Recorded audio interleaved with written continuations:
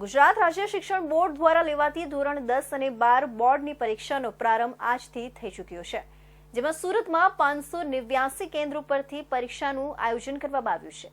આ તમામ કેન્દ્રો પરથી કુલ 1,60,313 વિદ્યાર્થીઓ પરીક્ષા આપી રહ્યા છે, જે પૈકી ધોરણ 10ના 91,446 વિદ્યાર્થીઓ પરીક્ષા આપશે, જ્યારે ધોરણ 12 સામાન્ય પ્રવાહમાં 50,330 અને 12 સાયન્સમાં 18,537 વિદ્યાર્થીઓ પરીક્ષા આપશે।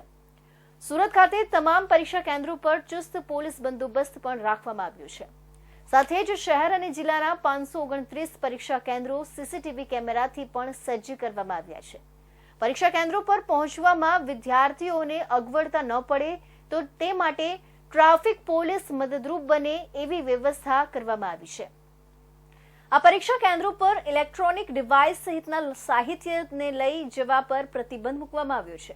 પરીક્ષા કેન્દ્રો પર પહોંચવામાં મુશ્કેલી પડે તો વિદ્યાર્થીઓ પોલીસ કંટ્રોલ રૂમમાં સંપર્ક કરી શકશે, જેનાથી પોલીસ સ્થળ પર પહોંચી વિદ્યાર્થીઓને પરીક્ષા કેન્દ્રો સુધી પહોંચાડવામાં મદદરૂપ બનશે। 10મા અને 12માની એક્ઝામ આજરોજ શરૂ થઈ ગઈ છે। આશરે 15 લાખ જેટલા વિદ્યાર્થીઓ છે જે આજે એક્ઝામ આપી રહ્યા છે 10મા અને 12માની। તો સીધા દ્રશ્યો આપ જોઈ શકો છો, સુરત શહેરની એક શાળા છે જે અત્યારે હાલ આપણે પહોંચ્યા છે અને તમે સીધા દ્રશ્યો જોઈ શકો છો કે મોટી સંખ્યામાં વાલીઓ તેના બાળકોને અહીં મૂકવા આવ્યા છે પરીક્ષા સેન્ટર પર। તો આપણે કેટલાક વાલીઓ પણ છે, આપણે એમની સાથે પણ વાત કરીશું કે કઈ રીતે તેઓ વિદ્યાર્થીઓને અહીં મૂકવા આવ્યા છે, કઈ રીતની તૈયારીઓ કરવામાં આવી છે। જી, આપનું નામ?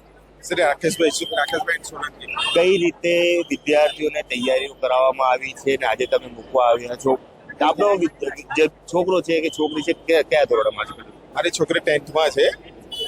અહીંયા એને આજે એક્ઝામ માટે અમે લઈને આવ્યા છે, એટલે અમે તૈયારી તો બધી ફૂલ કરાવી છે, પણ આજે મા બાપને તો એક પેલો ઉત્સાહ જેવો જ રહે કે છોકરાઓને આજે સ્કૂલે કરો એટલે મોટિવેશન કરવા માટે તો એકચ્યુઅલી આવવું જ પડે।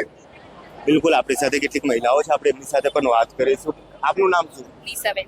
લીસાબેન, આપ કોને મૂકવા આવ્યા છો? દીકરીને મૂકવા કયા ધોરણમાં છે? 10માં છે। કઈ રીતે તમે તૈયારીઓ કરાવી હતી? તમે હાઉસવાઈફ છો કે પેલા નોકરી?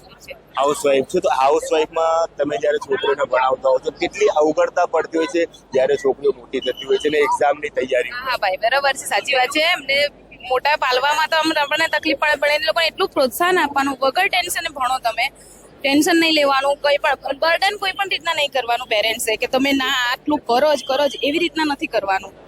ચોક્કસ આપણી સાથે વાલીઓ જોડાયા હતા અને આપણે અગાઉ જો વાત કરવામાં આવે તો તમને હું સીધા દ્રશ્યો બતાવીશ કે આપ જોઈ શકો છો કે મોટી સંખ્યામાં અહીં જે ભારતીય જનતા પાર્ટીના જે કાર્યકર્તાઓ છે, જે કોર્પોરેટરો છે, તેઓ પણ પોતપોતાના જે ક્ષેત્ર હોય છે તેઓ ત્યાં સ્કૂલમાં પહોંચ્યા છે અને વિદ્યાર્થીઓને પ્રોત્સાહન આપવા પહોંચ્યા છે। તો આપણે કેટલાક અહીં કોર્પોરેટરો છે, આપણે એમની સાથે પણ વાત કરીશું કે કઈ રીતે તેઓ તેમના વિસ્તારમાં જે છે તે કઈ રીતે તેઓ કામ કરતા હોય છે અને જ્યારે મોટી સંખ્યામાં વિદ્યાર્થીઓ આવતા હોય છે ત્યારે તેમને કઈ રીતનું એ લોકો પ્રોત્સાહન આપતા હોય છે। તો આપણી સાથે જે કોર્પોરેટરો છે આપણે એમની સાથે સીધી ચર્ચા કરીશું કે કઈ રીતે તેઓ અહીં એક્ઝામ આપવા માટે જે વિદ્યાર્થીઓ આવેલા છે તેમને લઈને વાંચી। જી, આપનું નામ? Ashok Randheria, ward number 21, corporator. આપ અહીં સ્કૂલે આવ્યા છો, શું કહેશો વિદ્યાર્થીઓને, વાલીઓને કઈ રીતની અહીં વ્યવસ્થા કરવામાં? અમે વિદ્યાર્થીઓને પુષ્પગુચ્છ, ચોકલેટ અને બોલપેનથી એને વધાવવા આવ્યા છે। સારી રીતે એક્ઝામ આપવા માટેની અમે કહીએ છીએ કે ભાઈ કોઈ જાતનું ટેન્સ લેવાનું નહીં। બિલકુલ, અન્ય કોર્પોરેટરો છે, આપણે એમની સાથે પણ વાત કરીશું। આપનું નામ? બ્રજેશ ઉનડકર। પ્રિયેશભાઈ, કઈ રીતની તૈયારીઓ, કઈ રીતે આપ અહીં પહોંચ્યા છે તેની માહિતી? દર વખતની જેમ આ વખતે પણ 10મા અને 12માના વિદ્યાર્થીઓને આજે અમે ફૂલ આપીને, એમનું મોઢું મીઠું કરાવીને, એક બોલપેન આપીને એમનો આત્મવિશ્વાસમાં વધારો કરવા માટે આવ્યા છે। ભારતીય જનતા પાર્ટી માત્ર ચૂંટણી હોય ત્યારે જ નહીં પણ દર વખતે આ રીતનો કાર્યક્રમનું આયોજન અમે કરતા હોઈએ છીએ।